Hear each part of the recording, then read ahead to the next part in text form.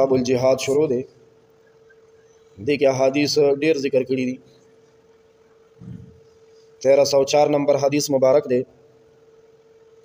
1404 نمبر حدیث مبارک وعن ابي هريره رضي الله عنه قال سیدنا حضرت ابو هريره رضی الله عنه نے روایت تے فرمائی دی قال رسول الله صلی الله علیه وسلم پیغمبر علیہ السلام فرمائی دی دا الله پاک را لګل شوی رښتینی پیغمبر ویلی دی صلی الله علیه وسلم لا یلج النار نه بداخلیږي د دوزخ اور ته رجل هغه سړی بقا چې وی جړل من خشیت الله د الله د ویرینه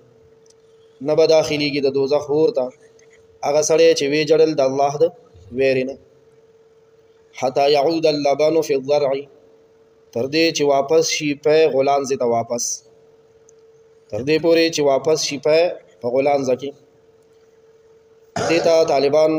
مدرسو کې تعلیق بالمحال وای محال ناممکن د ساروی د غلان زنه چې یو ځل په ول وشلې شي نو هغه د ساروی غلان زته بیا واپس تلی شي نه جی څنګه چې په واپس غلان زته نشیتلې دغه شانتي ناممکنه ده چې یو کس د خدای د ویرې نه وجاړي او د بیا جهنم ته لاړ شي سبحان الله دا پیغمبر علیه الصلاۃ والسلام وینا ده مطلب دا چې کوم کس د الله د ویرې نه جاړي د جهنم ته تلل ناممکن دي محال دي دی به جهنم ته نزي الله د یری نه دي د جړه توفیق مونږ او تاسو له الله پاک راکړي بنده الله پیجني ځانو پیجني الله پیجني قسم دې بنده چې ځانو پیجني هم بم رحمان الله پیجني څنګه لګویم خیر دې تنگ نشي الله بیانو د الله قدرت بیانو د الله وجود بیانو د الله وحدانیت بیانو او خپل ځان لپاره د عبرت یو سبق وایو سبق عبرت بیانو زه انسان الله پاک خپل لوی قدرت سره د متیازو پلیت ساس کی نه پیدا کړي د متیازو ساس کی ته وګوره او دا دومره خپل انسان خپل سترګې خپل مخ خپل شونډې خپل لاسونه خپل سرمان خپل ویخته خپل روزي خپل ګیره خپل وجود خسته دماغ خسته زړه خپل خپل شیزونه جوړي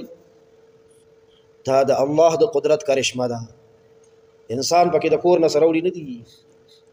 دا الله پاک یو خو ګوره پلیت ساس کې او بل خو دومره کمالات والا انسان دومره جمالات والا انسان خپل جمیل کمال والا دا الله کړي دا الله قدرت را یاد کی بندا دا الله وسع دا الله قهر دا الله رحمتونه پما کمزور یا عجزا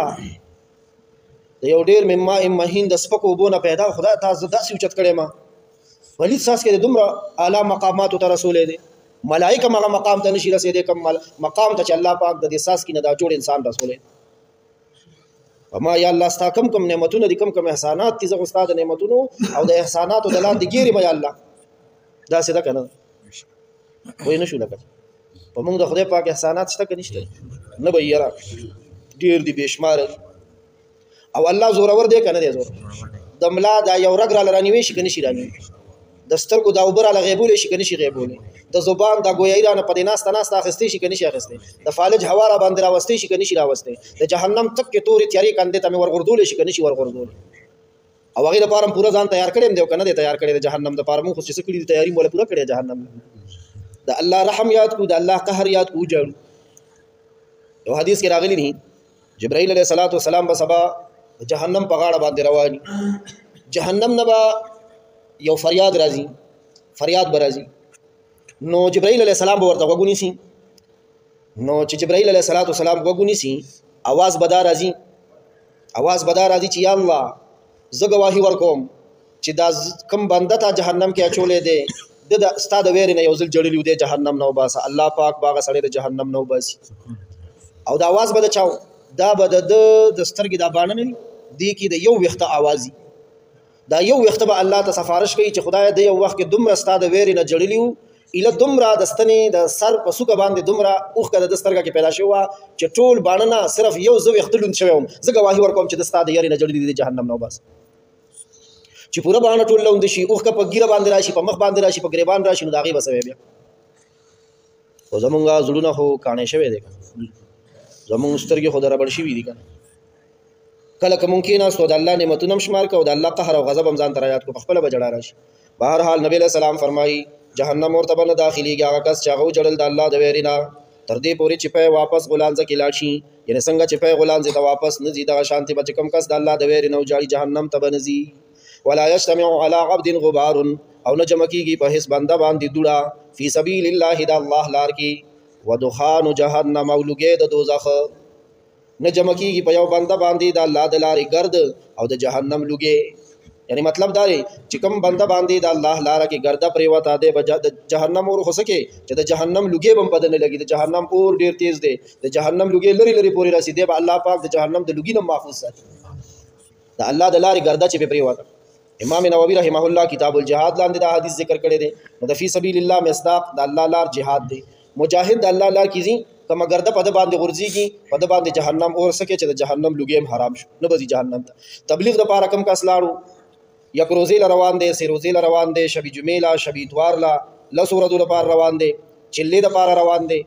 سلور میاشتو لذي وو میاشتو لذي کال د پاره ځي اندرون بیرون پیدل دا ټول پدې کې داخلي ورته وایي تکړه شه د مهنت لزور ورکه دوله در باندې پری وته لک سات د پاره د جهنم اور سکه چې لګي در باندې حرام دي حاجی صاحب ته وایا د حج قافله روانه ده دام د الله لاره ده معتمر ته وایا عمره لکم نارینه زنانه خوش نصیب روان دي په دغه مګردو لګي د جهنم اور سکه چې لګي په حرام دي کم کس تبلیغ علم د پاره روان دی علم د پاره طالب علم دی عالم دی علم زدکای علم خوري دام د فی سبیل الله مصداق دی مخکې هم درته ویل دا براتم کوي دا بلکې لنډه دا تاسو اوس سحر وخت کې کوم کاروبارونو پس روانيږي خو په شرط د دې چې حلال غټي حلال ټکماری نه کوي حلال غټي پس روان شو کوم ګرده در باندې لګي د جهنم اور سو چلوږي هم در باندې حرام رواه ترمذی وقال حدیث حسن صحیح صلی الله تعالی یا رحمت